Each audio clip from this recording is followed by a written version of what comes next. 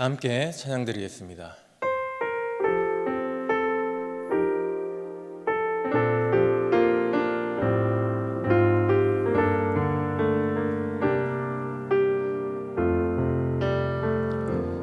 내 영혼의 햇빛 비치니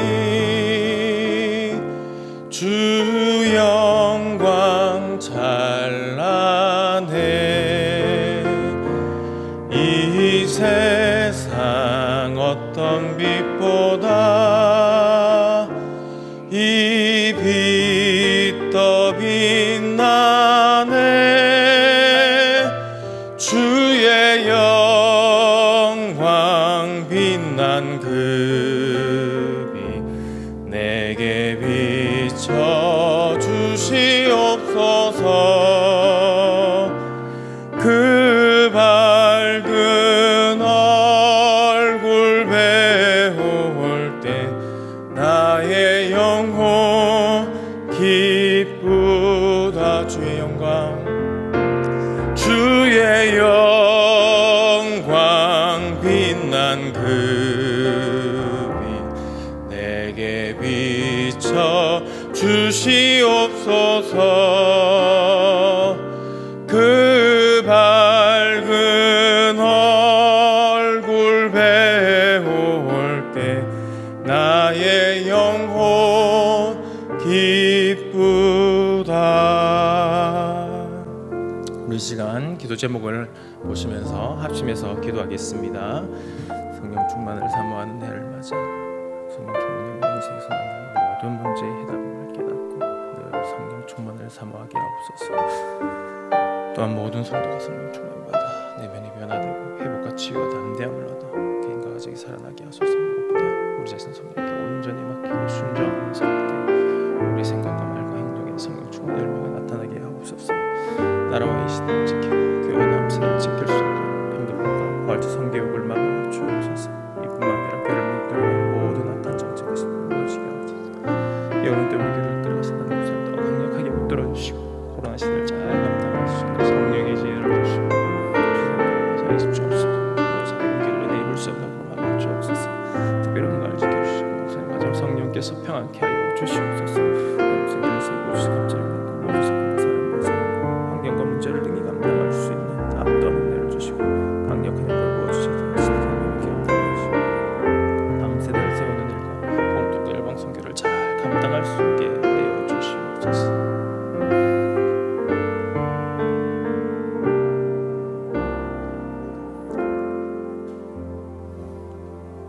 성령 충만을 사모하는 해를 맞아 성령 충만이 우리 인생에서 만나는 모든 문제의 해답임을 깨닫고 늘 성령 충만을 사모하게 하소서. 또한 모든 성도가 성령 충만받아 내면이 변화되고 회복과 치유와 담대함을 얻어 개인과 가정이 살아나게 하소서. 무엇보다 우리 자신을 성령님께 온전히 맡기고 순종하며 살 때 우리의 생각과 말과 행동에 성령 충만의 열매가 나타나게 하소서. 나라와 이 시대를 지키고 교회와 다음 세대를 지킬 수 있도록 평등법과 포괄적 성교육을 막아 주옵소서. 이뿐만 아니라 교회를 무너뜨리려고 하는 모든 악한 정책과 시도들이 무너지게 하옵소서.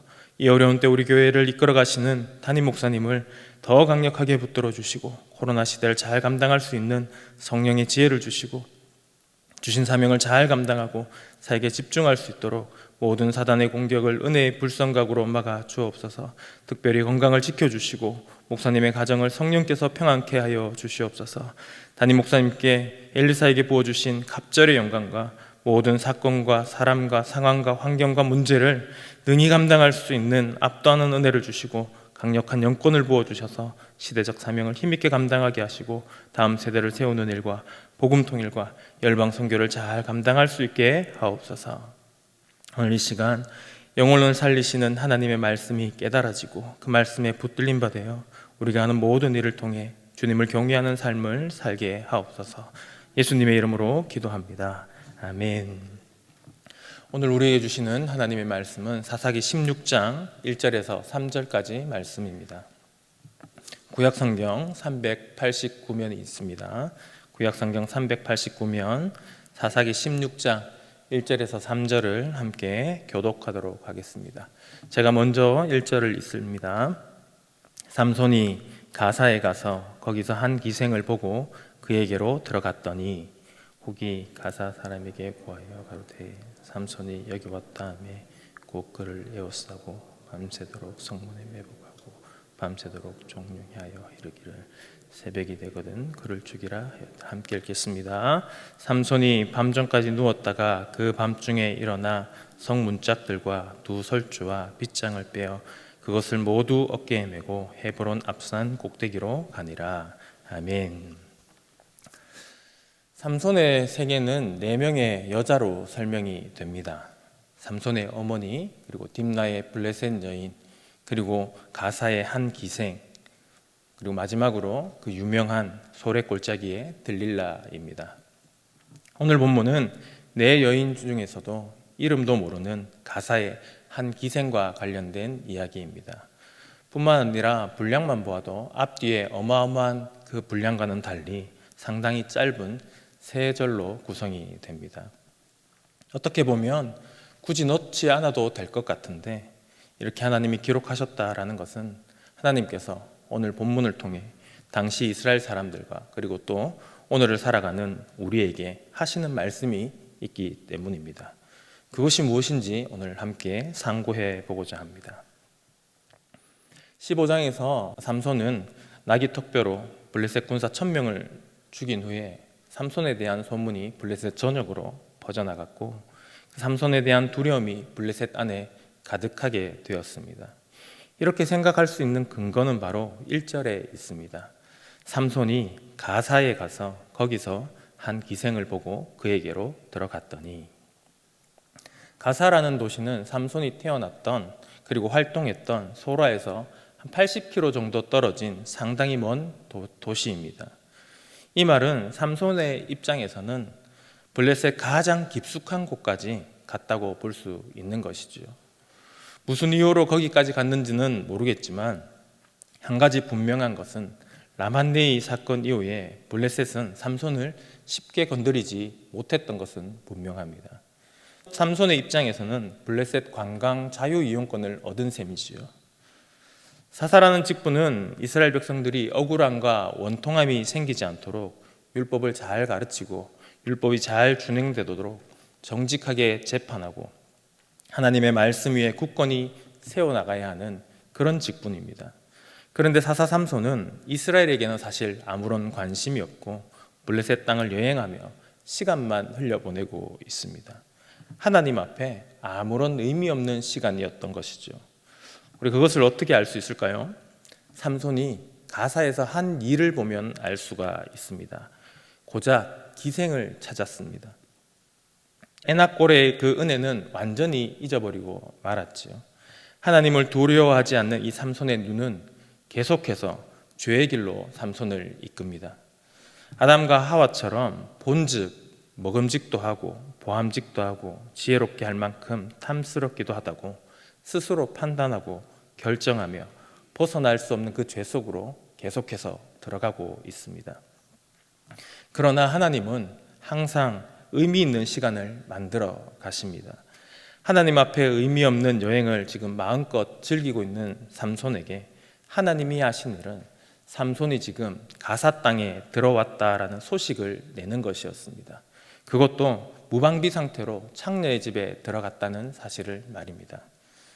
블레셋 사람들에게는 절호의 찬스 아니겠습니까? 블레셋 가사 사람들이 삼손을 죽이고자 한 마음으로 일출을 기다리며 밤을 지새웁니다. 그런데 밤중까지 깊이 잠든 삼손에게 갑작스러운 일이 일어나지요. 그냥 곤히 자고 있던, 깊이 자고 있던 삼손이 갑자기 일어나 버린 것입니다. 3절 말씀을 보겠습니다. 삼손이 밤중까지 누웠다가 그 밤중에 일어나 성문짝들과 두 설주와 빗장을 빼어 그것을 모두 어깨에 메고 헤브론 앞산 꼭대기로 가니라. 기습을 준비한 블레셋이 오히려 역습을 당한 꼴이 되고 말았습니다. 하지만 성경은 여기에서 이야기를 끝내지 않습니다. 삼손의 이상한 행동에 집중을 합니다. 3절 하반절을 보시면 성문짝들과 두 설주와 빗장을 빼어 그것을 모두 어깨에 메고 헤브론 앞산 꼭대기로 가니라. 삼손이 짊어진 이 나무의 무게가 사람의 힘으로는 들 수 없는 무게임을 우리는 쉽게 알 수가 있습니다. 고지대의 산지인 헤브론은 가사에서 약 60km 정도 떨어진 먼 곳입니다. 그 먼 거리를 이 무거운 나무 짐을 짊어지고 그것도 오르막을 올라갔다라는 것은 보통 일이 아닌 것이죠. 온 힘을 다해 등산을 해서 유다 지역의 가사 성문의 문짝과 설주와 빗장을 버렸던 것입니다. 왜 그렇게 했을까요? 굳이 어떤 이유가 있어서 그렇게 했을까요? 삼손과 유다 지파의 관계를 한번 생각해 보면 우리가 그 이유를 추측해 볼 수가 있습니다. 사사기 15장 11절과 12절 말씀입니다. 유다 사람 3,000명이 삼손에게 이르되 우리가 너를 결박하여 블레셋 사람의 손에 붙이려고 이제 내려왔노라. 유다 사람들은 블레셋의 힘 앞에 스스로 종이 되어서 굴복하고 동족인 삼손을 팔아넘김으로 평화를 찾고자 하였습니다. 삼손이 그 무거운 짐을 짊어지고 갔던 것은 자신이 이렇게 강한 자인데 약한 블레셋의 힘 앞에서 무릎을 꿇고 동조한 그 유다 지파의 어리석음을 조롱하고자 나무로 된 그 성문을 짊어지고 산을 올랐던 것입니다. 반면에 우리 예수님은 자신을 무시하고 조롱한 죄인들을 위해서, 우리들을 위해서 나무 십자가를 지고 골고다로 오르셨습니다. 우리가 여기서 생각해 볼 문제는 하나님은 왜 이 짧은 이야기를 굳이 기록해 놓으셨는가 하는 점입니다. 삼손이 자신의 영광을 위해 일생을 지금 소진하고 있다라는 것을 말하기 위함일까요? 물론 이것도 맞는 이야기죠. 삼손은 평생 자신의 영광을 위해 자기 눈에 좋은 대로 살았습니다. 하지만 이런 사실은 오늘 본문이 아니고서도 얼마든지 발견되는 모습입니다. 답을 먼저 알려드리면 삼손은 이스라엘의 모습을 투영하고 있습니다. 본문을 다시 한번 보겠습니다. 밤이라는 단어가 몇 번 나오는지 한번 세어보십시오. 사사기 16장 2절 3절 말씀입니다. 몇 번 나오나요? 4번 나오죠. 더욱이 밤중이라는 말은 가장 어두운 한밤중을 의미합니다. 삼손은 지금 블레셋이라는 어둠 속에 갇혀 있습니다. 이 모습이 바로 이스라엘의 영적 모습입니다. 어둠의 세력이 둘러싸고 둘러싸서 꽁꽁 이스라엘을 결박하고 있습니다. 그대로 있으면 죽을 수밖에 없는 현실에 처해져 있습니다. 사사 삼손과 선민 이스라엘은 왜 이렇게 흑암과 사망에 매이게 되었을까요? 시편 107편 10절 11절에 이렇게 말씀합니다. 사람이 흑암과 사망의 그늘에 앉으며 공고와 쇠사슬의 매임은 하나님의 말씀을 거역하며 지존자의 뜻을 멸시함이라. 삼손은 사망과 흑암에 매여 있는 줄도 모르고 쾌락을 즐기며 잠을 청했습니다. 그런데 누가 그 깊은 흑암 가운데 깨우셨습니까? 하나님입니다. 어떻게 하나님이 깨우셨다고 알 수 있습니까? 그에게 초월적인 힘이 생겼기 때문입니다. 앞에 있었던 삼손 이야기들을 한번 가만히 생각해 보십시오. 삼손에게 있었던 힘들은 항상 여호와의 영이 갑자기 강하게 임했을 때입니다. 그렇다면 우리는 알 수 있죠. 가사 성읍을 함락시키고 성문을 무너뜨린 힘은 사람의 힘이 아닌 오직 하나님의 영이 임한 결과입니다. 이런 일말의 사건을 통해서 하나님은 이스라엘 민족에게 흑암과 사망에서 벗어날 수 있는 것은 오직 여호와 하나님밖에 없음을 가르쳐주고 계십니다. 이사야의 예언을 한번 들어보십시오. 이사야 9장 2절 말씀입니다. 흑암에 행하던 백성이 큰 빛을 보고 사망의 그늘진 땅에 거하던 자에게 빛이 비치도다. 흑암에 있는 백성들은 여호와께서 빛을 비춰주시지 않으면 빛을 볼 수가 없습니다. 삼손이라는 이름의 뜻은 작은 태양 혹은 태양처럼 빛나는 이라는 뜻입니다. 삼손의 삶은 스스로 빛날 수가 없습니다. 마치 작은 광명체인 달처럼 여호와의 빛을 반사시키는 역할만 하고 있을 뿐입니다. 하나님은 여전히 제멋대로인 삼손의 삶에서 빈틈을 찾으시고 하나님의 빛을 삼손에게 비춤으로 빛을 발하게 하셨습니다. 삼손의 의도와는 전혀 상관없이 블레셋을 치고 이스라엘에게 빛이 있음을 알게 해주는 역할을 하도록 여호와의 영이 삼손의 빈틈을 찾으시고 강권적으로 삼손을 이끌어 가십니다. 하나님은 흑암 중에 잠든 이스라엘에게 오직 여호와 하나님 자신만이 빛임을 삼손을 통해 보여주고 계신 것이죠. 지금 이스라엘은 흑암의 정점에 와 있고 그 사막의 그늘에서 벗어날 수 있는 방법은 여호와께서 비추시는 큰 빛으로만 가능하다라고 삼손의 삶을 통해서 말씀해주고 계신 것이죠. 그러나 이스라엘은 회개하지 않습니다. 도무지 돌이키지 않습니다. 오히려 삼손처럼 자신을 자랑합니다. 내가 가사 성읍을 함락시켰다라고 큰 소리치듯 성문짝들과 두설주와 빗장을 유다 땅에 내동댕이 치고 맙니다. 하나님의 영이 하신 일임에도 불구하고 말입니다. 어떻습니까? 우리는 지금 어디에 있습니까? 오늘 이 시간 이후에도 세상은 여전히 우리를 에워싸고 흑암의 깊음 위에 우리를 가두고 있지 않습니까? 그런 우리의 삶 속에서 빛이 있습니까? 흑암과 사망 속에 있는데도 불구하고 눈앞에 있는 쾌락만, 유익만 쫓고 있는 삼손의 모습이 우리에게 보이지는 않으십니까? 하나님께서 이스라엘을 깨닫게 하시려고 강권적으로 삼손에게 임하셔서 가사의 성읍을 박살내고 삼손의 생명을 구하심으로 누가 구원자인지 보여주셨지만 정작 선민을 자처하는 이스라엘은 훗날 나라가 결국 망하고 말았다는 사실을 우리는 기억해야 할 것입니다. 흑암과 사망의 그늘에 있는데도 불구하고 자신이 지금 어디 있는지 말씀을 통해 점검하지 않고 눈앞에서 주는 기쁨만 쫓아가다가는 삼손처럼 영원히 빛을 보지 못할 수도 있습니다.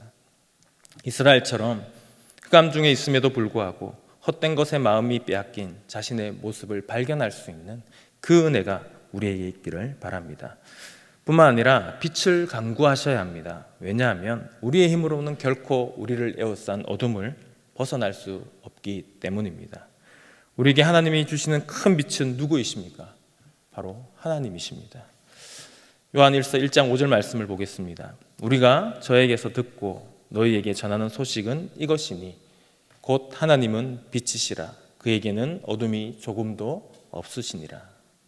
흑암에 갇힌 삼손을 깨우셨던 하나님이 지금 저와 여러분의 삶을 깨우고 계십니다. 고린도후서 4장 6절 말씀입니다. 어두운 데서 빛이 비치라 하시던 그 하나님께서 그리스도의 얼굴에 있는 하나님의 영광을 아는 빛을 우리 마음에 비추셨느니라. 하나님이며 생명의 빛 예수 그리스도만이 하나님이 비춰주시는 큰 빛입니다. 이 큰 빛을 믿고 의지할 때 흑암과 사망의 올무에서 벗어날 수 있습니다.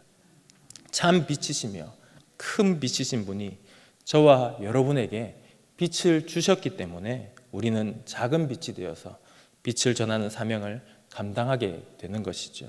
베드로전서 2장 9절 말씀입니다. 오직 너희는 택하신 족속이요 왕 같은 제사장들이요 거룩한 나라요 그의 소유된 백성이니 이는 너희를 어두운 데서 불러내어 그의 기이한 빛에 들어가게 하신 자의 아름다운 덕을 선전하게 하려 하심이라. 아멘. 성도 여러분, 어둠에서 벗어나는 것으로 만족하지 마시고 우리에게 빛을 주신 그 빛을 스스로 가리지 말고 비추시기 바랍니다. 마태복음 5장 16절에 이렇게 말씀합니다. 이같이 너희 빛을 사람 앞에 비치게 하여 너희로 너희 착한 행실을 보고 하늘에 계신 너희 아버지께 영광을 돌리게 하라. 이 사명을 감당하며 하나님과 친밀한 교제가 이루어질 때 비로소 성도는 영적 만족을 누리게 됩니다. 이것이 우리의 존재 목적이기 때문입니다. 하나님과 친밀한 교제를 하시면서 선한 행실로 하나님께 영광을 돌리시는 사명을 감당하시어 영적 만족이 충만한 대형교회 모든 성도들이 되시길 축복합니다. 화면의 기도 제목을 함께 읽고 기도하겠습니다. 빛 대신 주님, 은혜와 긍휼을 베푸신 하나님 아버지, 주님이 비추시는 빛이 없이는 우리 모든 일상과 영혼은 흑암의 깊음을 벗어날 수 없음을 고백합니다. 날마다 은혜와 긍휼로 비추시는 그 빛으로 인해 살아갑니다. 비춰주시는 그 빛을 받아 다시 비추는 세상 속의 작은 광명체의 사명을 잘 감당하게 하소서. 등경 위에 놓인 빛이 되게 하소서. 아멘. 우리 함께 기도하겠습니다. 하나님 아버지, 날마다 우리에게 빛을 비추어 주시는 그 은혜로 말미암아 우리가 살아갑니다. 하나님, 그 빛으로 말미암아 오늘 하루가 하나님이 우리에게 희망이 되고 기쁨이 됨을 고백합니다. 또 영혼을 사모하게 됩니다. 하나님, 그 빛을 날마다 우리에게 비춰주시고 뿐만 아니라 하나님이 비춰주시는 그 빛을 받아 세상 속에 빛을 비추는 작은 공동체의 사명을 감당하는 우리 모두가 될 수 있도록 도와주시옵소서.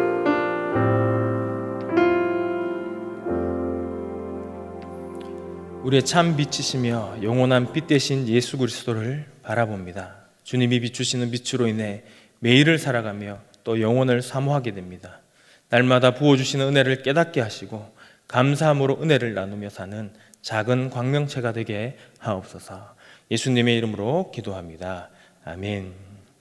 계속해서 담임 목사님과 교회, 나라와 민족과 선교사님을 위해 기도해 주시고 기도회를 마무리해 주시기 바랍니다.